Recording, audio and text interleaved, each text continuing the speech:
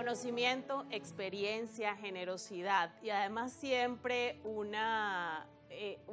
siempre esa esencia de querer acercarse al otro, de querer integrarlo. Eso es parte de quizás las características que más reconocemos del embajador Julio César Pineda, a quien le dedicamos esta edición especial de Ampliamente. Y por supuesto no podemos cerrar el programa de hoy pidiéndole un diagnóstico de cómo está el mundo, de cómo está el sistema internacional, porque, embajador, yo le confieso que vienen muchos analistas a hablar de distintos temas, pero adolecía ampliamente de su análisis. Bueno, mire, yo creo mucho en lo que decía el Papa, del cual soy un fanático, porque tuve la oportunidad de conocerlo cuando llevamos la revista Diplomacia y conversar un ratico con él en la audiencia de los miércoles, pero sobre todo conversar más con quien es su mano derecha y ojalá que sea el nuevo Papa, que es el cardenal Parolin, que fue nuncio apostólico en Caracas y en América Latina, en varios países.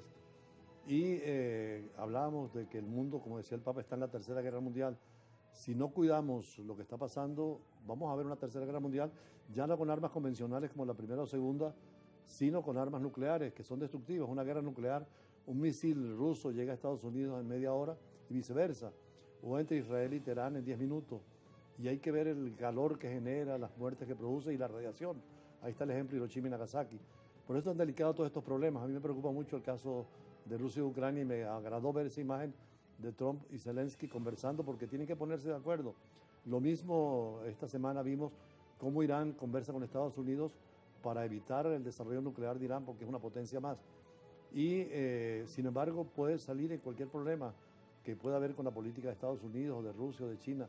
Hoy en día son 4 potencias. China, con un ascenso extraordinario, va a ser la primera potencia económica, sobre todo tecnológica y hasta militar. Rusia, con un papel determinante, tiene el mayor número de ojivas nucleares con Estados Unidos. Estados Unidos, que sigue siendo una potencia porque todavía maneja la economía mundial y las armas. Y en el caso de Europa, 2 países que son muy potentes, Inglaterra y Francia, que tienen armas nucleares, pero son 27 países en la Unión Europea. Ese 4 países, ahí descansa la paz del mundo y por eso la preocupación de todos estos movimientos que están ocurriendo y que el Papa decía, estamos a la puerta de la Tercera Guerra Mundial. Y a mí personalmente me preocupa mucho lo de Taiwán, porque si China va sobre Taiwán, seguramente hay un respaldo de Occidente a Taiwán, y lo han dicho, o si sigue la guerra en Ucrania y no se llega a un acuerdo, eso precipita todo lo que es la OTAN y el Occidente frente a Rusia, y ahí China puede alinearse con Rusia. Pero me preocupa más, Natacha, y eso lo he dicho en mi programa, el tema del Esequibo. Por eso quise participar en estas elecciones dentro del espíritu de que tenemos que votar siempre, no importa las condiciones, y en el Esequibo, que es un tema nacional. Además, quisiera que hubiera un solo candidato de los que frente al gobierno creen que hay una alternativa y a renunciar si no voy a la candidatura, pero que haya una voz que coincide con todos los venezolanos en la defensa del Esequibo, porque puede ser peligroso. Allí están las grandes potencias, como decíamos, la riqueza mineral, el petróleo, que es lo que hizo que Guyana nos fallara a la Corte Internacional de Justicia, porque la ExxonMobil descubrió grandes yacimientos, dio $15 millones para defender a Guyana y nosotros hemos hecho lo mejor y el gobierno ha sido amplio en llamar a los sectores a defender nuestros argumentos. Así que el mundo está, en el fondo, no tiene razón Rousseau de que el hombre es bueno por naturaleza y que la sociedad lo corrompe, pero tampoco Hobbes de que el hombre es malo y por lo tanto la guerra es inevitable. Tenemos la mitad y mitad, hay que buscar, y por eso la televisión es tan importante y lo hago con esa voluntad de sembrar la paz, la armonía, el diálogo, la negociación y comprender al otro. Yo creo que el día que intentamos que el otro es, como dice el Evangelio, que es mi hermano, solidario con él. Fíjate que la Revolución Francesa planteaba 3 objetivos. La legalité, que es la legalidad que hemos llegado, la justicia, la egalité, pero falta la fraternité, la fraternidad. Por eso las últimas palabras del Papa fue sorelli, fratelli e sorelli, hermanos y hermanas. El día que seamos hermanos y nos consideremos la misma familia, ese día será mejor. Pero si seguimos peleando en lo nacional, en lo local y en lo universal, esto se va a terminar y sería el hombre el único ser viviente que busca su propio fin, porque ni los dinosaurios quisieron acabarse, ni nunca ninguna catástrofe, pero el hombre sí tiene la voluntad. Y ahora con la inteligencia artificial podemos tener guerras cibernéticas. Esta amenaza que hubo en España, de la oscuridad total de unos segundos, puede ser una realidad si se manejan sistemas de ciberataque. Por eso la educación y programas como este, el tuyo y el mío, en sembrar la paz, la comprensión y tener entrevistados de todos los sectores. Algo de razón tiene todos tenemos parte de verdad y también tenemos el error. Así que gracias por esta posibilidad de conversar contigo. Nunca lo había hecho como entrevista de esta manera.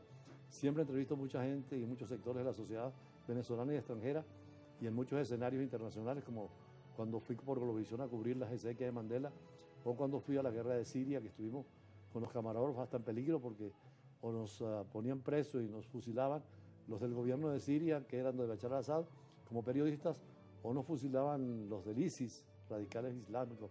Pero bueno, es parte de la vida y Dios nos permite seguir hablando después de tantos años y ojalá que tengamos mucho más tiempo para seguir escribiendo, sobre todo, dejando testimonio a las nuevas generaciones, y seguiremos en la docencia en las universidades venezolanas y extranjeras.